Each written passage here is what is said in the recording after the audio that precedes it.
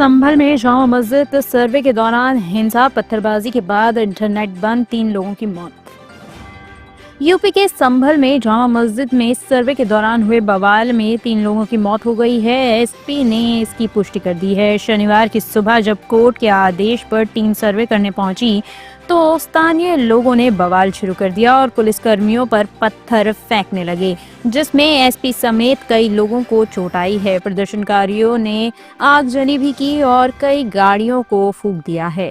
जनपद संभल में आज माननीय न्यायालय के आदेशानुसार एक जामा मस्जिद है, उसके सर्वे का आदेश हुआ था। तय समय के अनुसार सभी सर्वे करने के लिए जो लोग कोर्ट कमिश्नर हैं, डीएम साहब हैं, मेरे स्वयं द्वारा और बाकी अन्य फोर्स है, वो समय पे मौजूद थी। कुछ लोगों द्वारा उस सर्वे का विरोध करने के लिए लोगों को इकट्ठा किया गया और इकट्ठा करने के बाद में उन्होंने सर्वे जब चल रहा था उस समय उन्होंने पुलिस पर पत्थरबाजी करना शुरू किया। पुलिस ने उसका जवाब दिया है और उन लोगों द्वारा कुछ पुलिस के सब इंस्पेक्टर्स हैं और उनकी गाड़ियां जो जामा मस्जिद के परिसर के पास में खड़ी थी उनमें आग भी लगाई गई है। उसकी वजह से कुछ प्रॉपर्टी है उसको हानि भी हुई है, लेकिन वर्तमान में जो कानून व्यवस्था है वो कंट्रोल में है। सभी जगह शांति व्यवस्था व्याप्त है, ड्यूटियां लगाई जा रही हैं फिर से। और ये बताना भी उल्लेखनीय है कि सर्वे जो था कोर्ट के द्वारा मैंडेटेड था वो सकुशल संपन्न हो गया है। Thank you. ये पुलिस की सरकारी गाड़ियां नहीं है, पुलिस के सब इंस्पेक्टर्स की प्राइवेट व्हीकल है जिनकी कार्स हैं।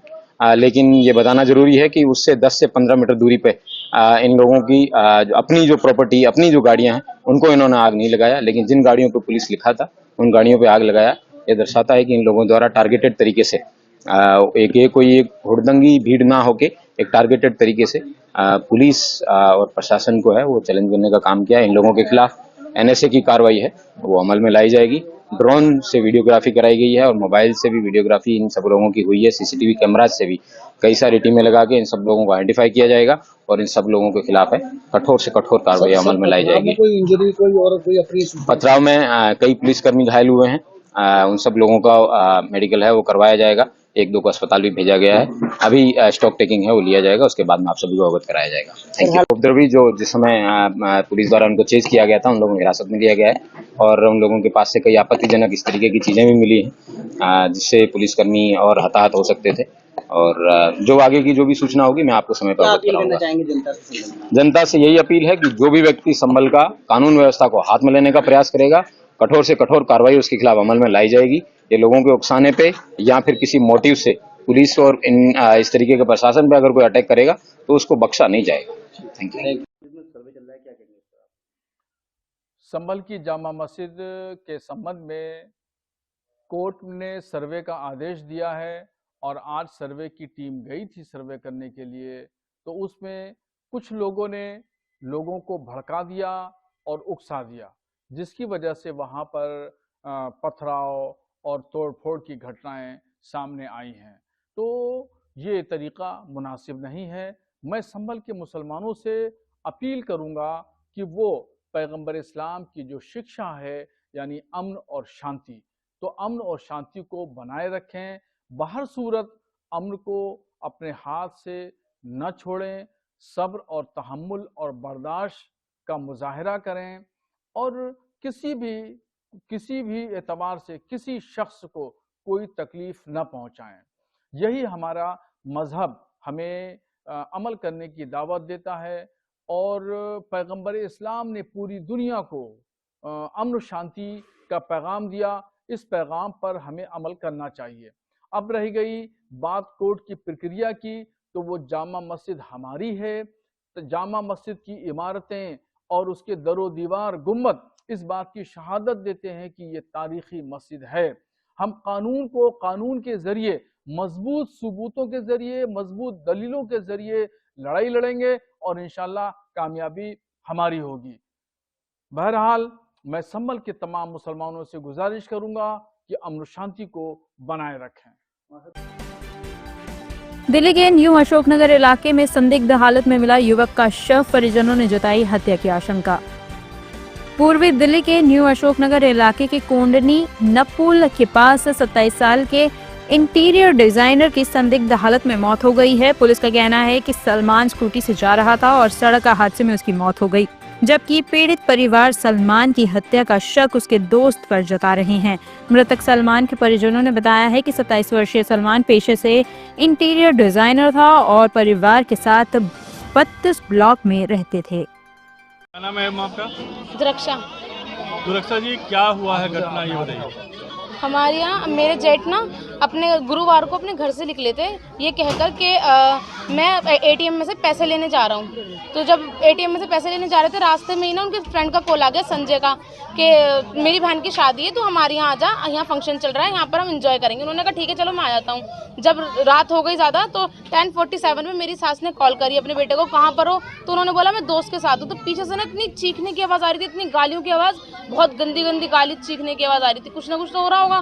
फिर उसके बाद उन्होंने फ़ोन काट दिया, फिर हमने दोबारा फ़ोन करा, उन्होंने उठाया फिर काट दिया। फिर उसके बाद हम फ़ोन करे तो फ़ोन स्विच ऑफ हो गया, ठीक है। और फिर हमने बहुत पूछताछ करी, कहीं नहीं मिले, हम ढूंढते रहे उन्हें।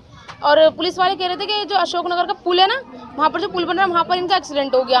एक्सीडेंट में बोल रहे थे कि स्कूटी पे थे, ब्रेकर आया और 100 किलोमीटर आगे जाके ना एक गड्ढा था, उसमें जाकर डिसबैलेंस हो गए तो गिर गए, जिससे कि उनका सर फट गया। तो अगर जब गिरेंगे स्क्रैच तो लगेगा ना फेस पे, कहीं कोई भी खरोच नहीं है, सिर्फ ये चीज़ फटी है यहाँ से, ये और ये। कम से कम अगर होता तो घिसट होती है, कुछ भी होता नहीं है, कुछ ऐसा कुछ भी नहीं है। पुलिस वालों से हमने बोला कि पुलिस वालों से हमने पूछा कि क्या था, तो उन्होंने बोला कि 11:30 बजे हमें यहाँ पर ये हमें बिल्कुल जीवित मिला था। हम इसे हॉस्पिटल ले गए, वहाँ जाके हमने इसे भर्ती करा। उसके बाद हमने इसे देखा, सुबह 10:30 बजे तक भी खर्राटे ले रहा था, ये सो रहा था। फिर जब दोपहर को इन्होंने 2:30 बजे दम तोड़ दिया, जब पुलिस वालों ने कोई जाँच नहीं करी। और जो वो था ना आईओ, इनका फ़ोन ले जाके ना, मेरे जेठ का फ़ोन ले जाके लॉकर में बंद कर दिया और खुद कोर्ट चले गए। जब तो पता है इतनी बेकार कंडीशन। संजय से बात हो पाई आपकी? संजय से मेरी कोई बात नहीं हो पाई, संजय अपने घर से फरार है। तो क्या लगता है आपको, कैसे हुई? कि संजय के साथ ही थे। संजय से हमने पूछा था आप किसके साथ, उन्होंने बोला मैं संजय की बहन की शादी में आया हुआ, मैं उसी के साथ हूँ। आपको क्या लगता है उसकी मौत कैसे हुई? उनकी मौत ऐसे हुई होगी कि भाई कोई खुंदक होगी, निकाली होगी उसने, क्योंकि ये वो नहीं हो सकता, एक्सीडेंट तो नहीं है। उनके सर पे किसी भारी चीज से मारा गया है, वो एक्सीडेंट नहीं है। पुलिस क्या कह रही है? पुलिस ये कह रही है कि नहीं ये एक्सीडेंट ही है, वो कार्रवाई नहीं कर रही कोई।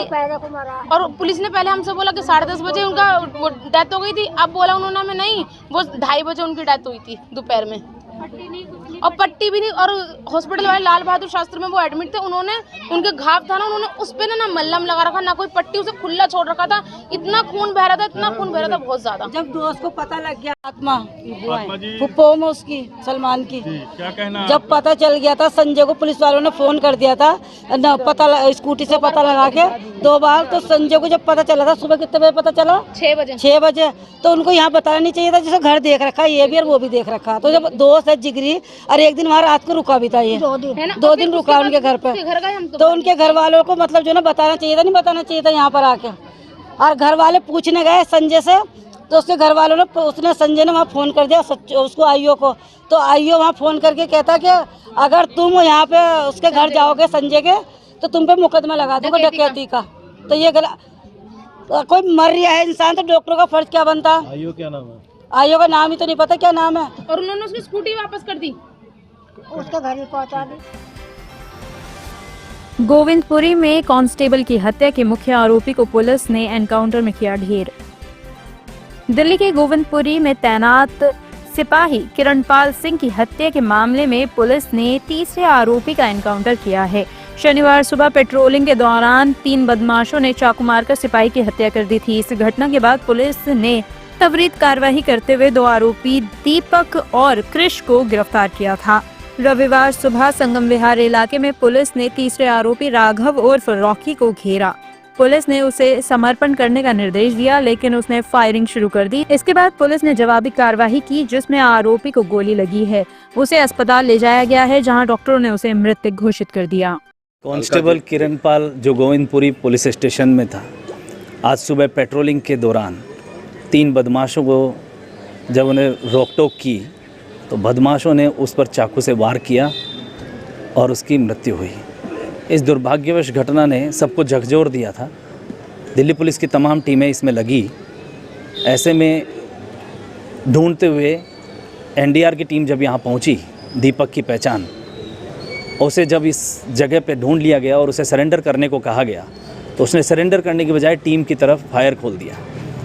टीम ने फिर से हवा में फायर करते हुए उसे वार्न किया, लेकिन उसने फिर से उन्हीं की तरफ वार किया।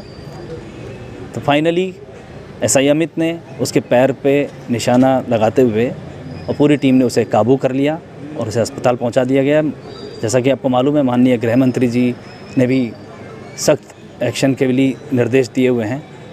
माननीय आयुक्त महोदय ने भी सभी टीमों को लगा दिया था कि पुलिस सिपाही पर हमारे अटैक हुआ है, उसका देहांत हुआ है, तो सभी टीमों ने मिलकर इस पर काम किया। धन्यवाद। ब्यूरो रिपोर्ट टीम तफ्तीश न्यूज़।